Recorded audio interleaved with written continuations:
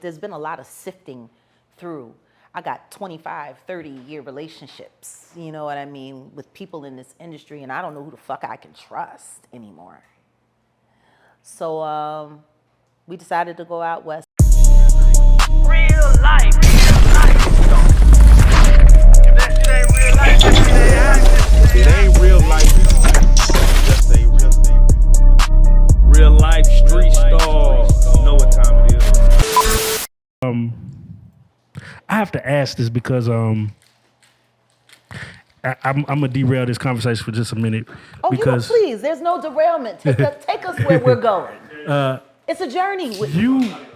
I feel like you had the potential and the power to create a movement of beings who could have some real thought and really think for themselves. But you were just gone. And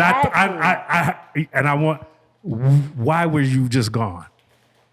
Because my life was being threatened. Okay. And not figuratively. Literally, we were being hunted. It took about 4 months for us to shake them off.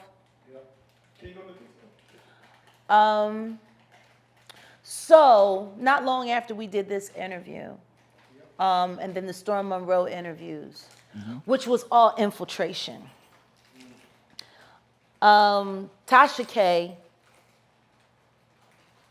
I'll say allegedly for y'all, you know. Right. So ain't nobody talking about no defamations. Yeah, we gonna get to that. We don't want nobody talking about no defamation.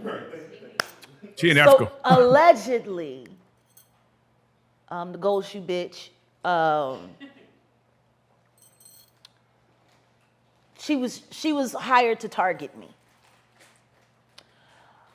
And, you know, when I started the women's group WCW meeting, we opened up the Zoom room every Wednesday for women to come. And we were building it little by little, piece by piece. I found out, it took me about a month and a half to figure it out, but 3 of the women in the group all worked for Tasha K. Oh, damn. One of the women who had positioned herself to be my right-hand woman to help me build it, I mean, this bitch actually came to my house. She was I invited her to my house. So Tasha K had somebody in my fucking home amongst my family. It wasn't until after she came by, because we were having a barbecue that day, and just out of nowhere, even though she lived in Alabama, she just happened to be in Dallas for the weekend meeting her boyfriend, who she never saw again after that.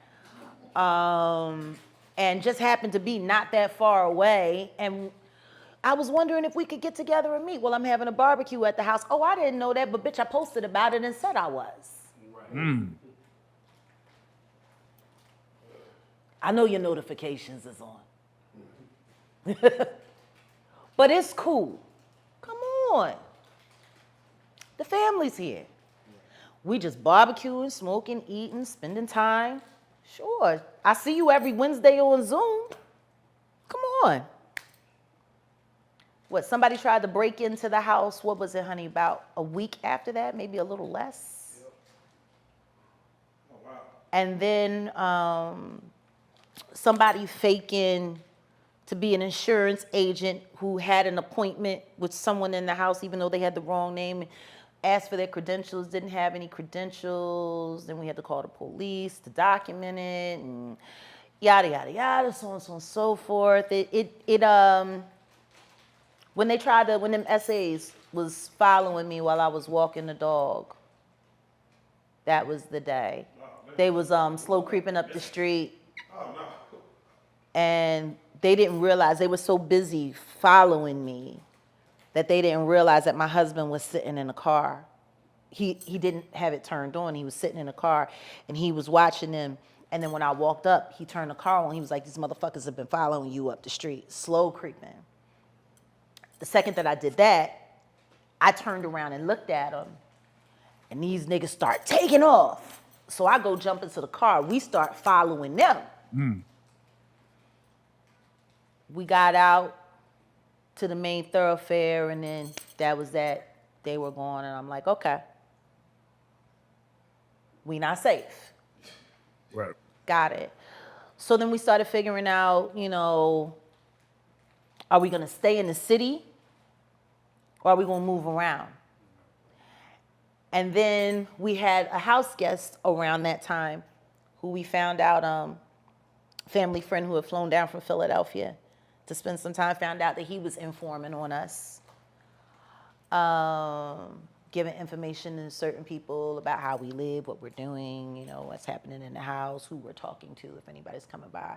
When we found that out, that shit kind of fucked me up. Because this is somebody that I revered, you know what I mean, like an uncle. And then we had to put his ass on a plane, get him the fuck up out of here.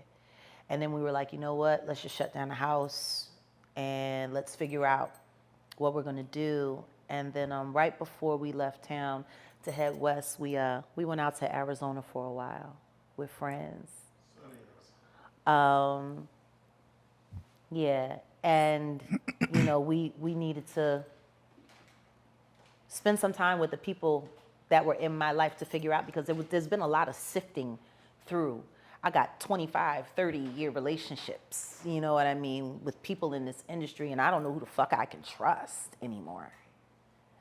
So we decided to go out west, but right before we left, we had stopped up at Clyde Warren Park because we needed to walk the puppy. He was still a puppy. So I'm walking him around Clyde Warren Park because we're like, okay, we're going to get on the road. We're going to beat it through here. We'll be in New Mexico by nightfall. So I'm walking the dog. I just gotten out the car. He was still in the car at the time. And car pulls up behind us to park. Now, this is like 12:30 at night. So it's like, okay, maybe they're pulling aside too, just like we are, kind of. But then it was like this, they were at the top of the block, and then they started inching down closer and closer and closer towards the car. Little by little, like just creeping up. And husband says, get in the car. And I'm like, all right. So I pick up the dog. We get in the car. And then they start pulling up even tighter. I'm like, fuck it, let's move. You know what I mean? We had a burner in the car. But if it's gonna go down like this, nigga, we about to have some fucking fun. So we take off from there, we pull, they follow us. And I'm like, are we paranoid? Are we too high? You know what, I'm like, fuck it. Let's figure out what it's really fucking hitting for. So we pulling up to the red light. I said, this one's gonna change, and then this one's gonna change not long after it. Don't stop, run the fucking light. So my husband takes off. They follow us. First red light. They continue to follow us. Second red light. The safety off. Oh, it's about to go down. Yeah. So, boom, we going. He's like, I'm like, pull up to Fuel City. I want cameras and I want lights. If motherfuckers is gonna see us busting shots, that shit's going to be documented. So, boom, we go. They following us. Whoop, peel off. Next thing you know, we pull off, turn the car around. We sitting there facing the street, waiting for somebody to drive the fuck up.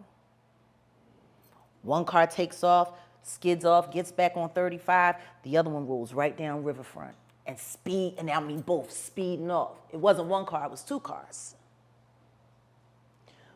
There was one that came to approach us. There was another one there for the ambush. They weren't expecting us to start running lights. Damn. I guarantee you, if we had sat at that light, that's when that other car would have came up. Damn. And it's business time. So we had luggage in the car. We were all packed up. Everything that we needed in the storage unit was in the storage unit. We headed west. We have friends out there, and we have friends out there that have anger problems just like me. So it worked. We were there until we weren't. And, you know, it was kind of hard because you go viral, so it makes it a little bit harder to hide in plain sight. So of course, no matter what state we popped up in, Jaguar. I'm sure we were. Right.